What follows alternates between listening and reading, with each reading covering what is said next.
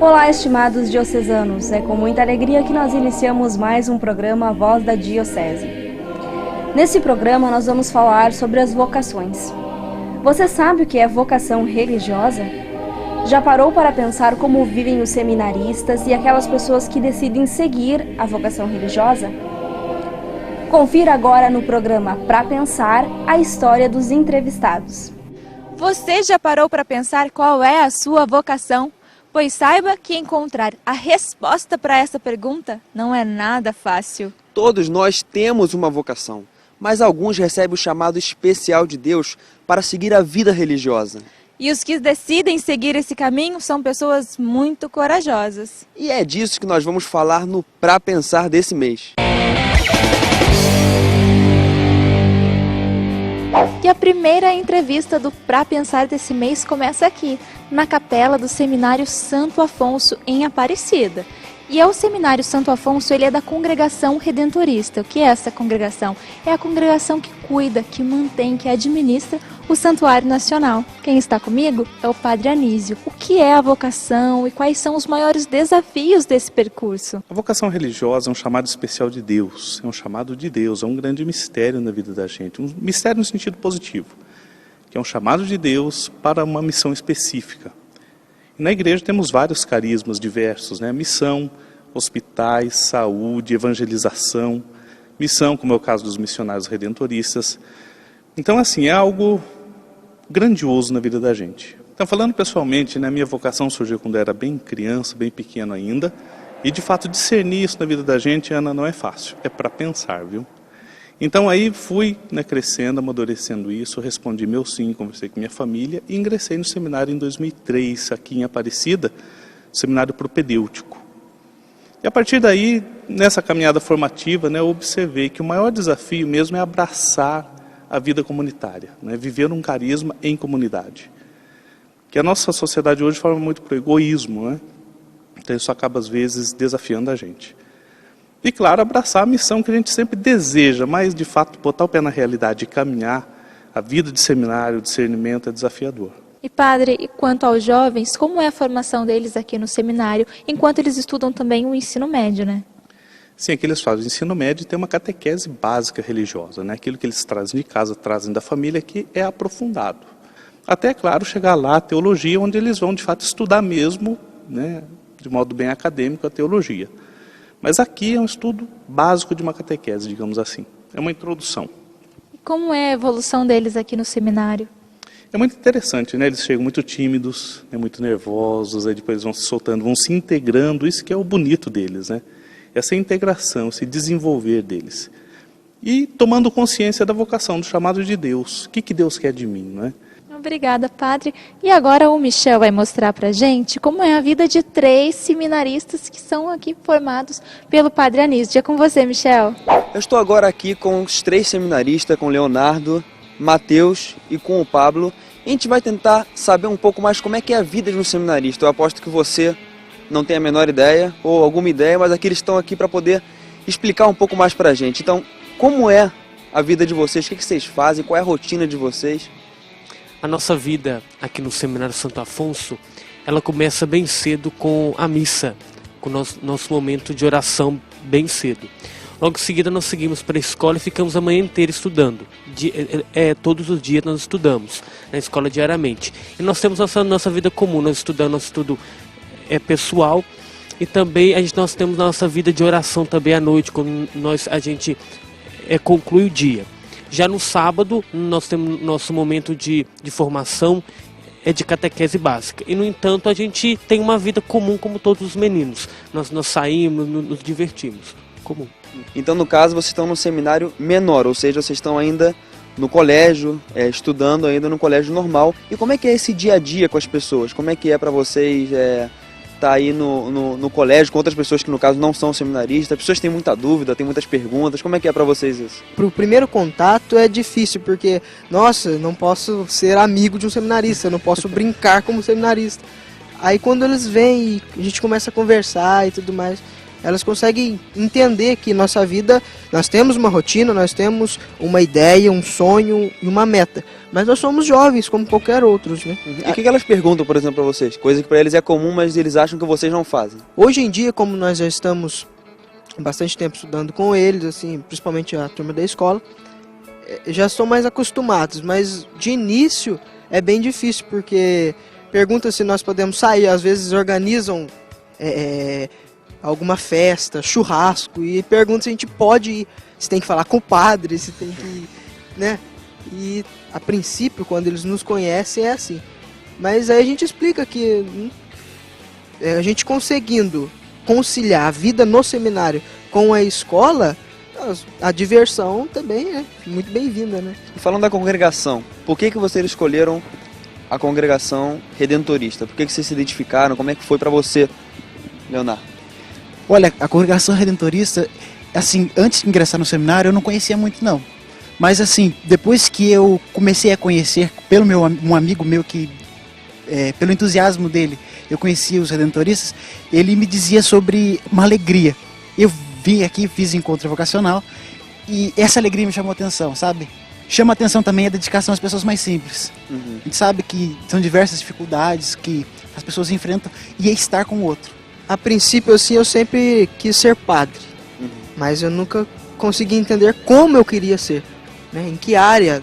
A nossa igreja é muito grande, né? As necessidades dela também são gigantescas, mas em que área eu queria atuar.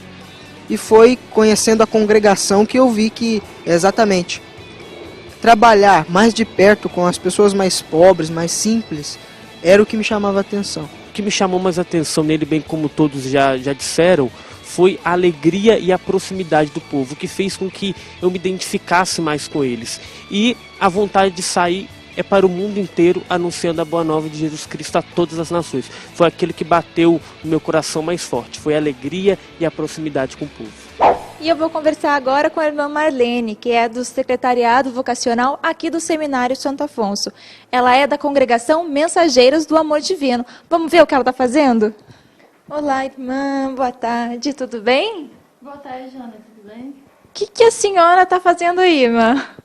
Eu estou aqui atendendo os jovens que estão falando conosco, né, por meio do Facebook.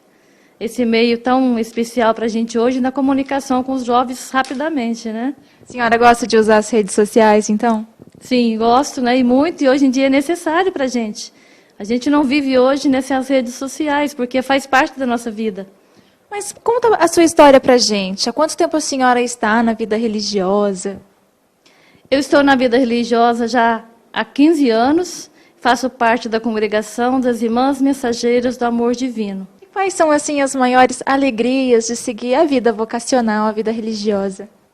A maior alegria de seguir a vida vocacionada, né, é você ter consciência do seu chamado, né, que Deus chama você e você dá essa resposta livre. Então você vai e aceita esse convite ao chamado que Deus faz e também se sentir realizada dentro do que você está fazendo. É no mundo aí da modernidade, os jovens têm muitas dúvidas, né? Às vezes até perguntam para nós se vale a pena, né, ser uma religiosa. Então eu digo sim que vale a pena, né? E a gente orienta esses jovens. Eu sempre digo, tanto para os rapazes que comunicam aqui conosco, tanto para as jovens que escrevem conosco, as mensageiras, que eles estão fazendo um processo de discernimento, né? Essa primeira busca que eles estão fazendo e se encantando pela vida religiosa ou a vida sacerdotal. E onde e como uma freira pode atuar? E é possível a gente casar assim uma atividade profissional com a vocação religiosa? Sim, é possível sim, porque hoje em dia, né, a gente tem essa liberdade, muitas congregações dão liberdade das religiosas e buscar alguma formação. Na nossa congregação, muitos já fizeram faculdades, atuam na área da psicologia, atua na área dos meios, né, sociais, como pedagogia. Então, a gente pode, sim, sair, né, e atuar, assim, fazer esse casamento, né, dentro da vida consagrada e também na vida profissional. E o Pra Pensar desse mês fica por aqui. A gente espera que você tenha gostado e também refletido um pouco sobre a sua vocação. A gente fica por aqui. Até a próxima!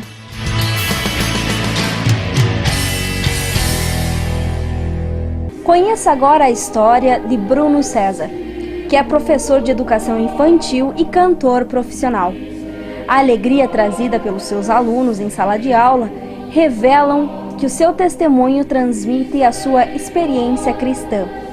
Bruno César conta um pouco sobre a sua vida e nos mostra como vive um jovem de Maria.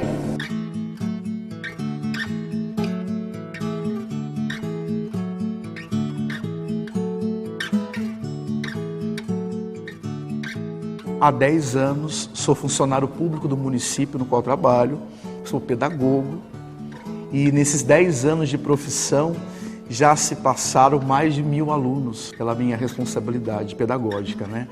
E eu acredito que eu vim nesse mundo para ajudar as pessoas de alguma forma, porque Deus ele mostra caminhos para mim e quando eu vou notar, eu sempre estou caminhando com pessoas. Eu sempre estou sendo, de repente, um exemplo para pessoas. Eu sempre estou dando uma orientação para as pessoas. Então, eu acho que assim, o meu testemunho com o gesto, com a vida, ele é um desígnio de Deus para mim. Sabe? Então, trabalhar dentro de uma escola é um local de formação formal, sim, mas tem toda uma parte ali afetiva, uma parte sentimental. Essa interação interpessoal é muito importante. Então eu não abro mão. Então eu que me envolvo em tudo que faço, com muito amor, também dentro do meu trabalho, faço o que posso. Nós sabemos que existem casos de pessoas que falam que ser professor hoje é muito complicado, é uma energia negativa, é uma loucura. Mas se é que é uma loucura, eu estou experimentando dessa loucura e sinto assim, me sinto loucamente apaixonado pelo que faço. Bom, na verdade a minha história com a igreja, ela começa lá nos meus 5 anos de idade, quando nessa igreja mesmo, trazido pelos meus pais à Santa Missa, as pessoas que organizavam o ofertório, e na época tinha a entrada daquela florzinha na procissão das oferendas, e gostaram de mim por algum motivo, não sei qual, e me escolheram para entrar.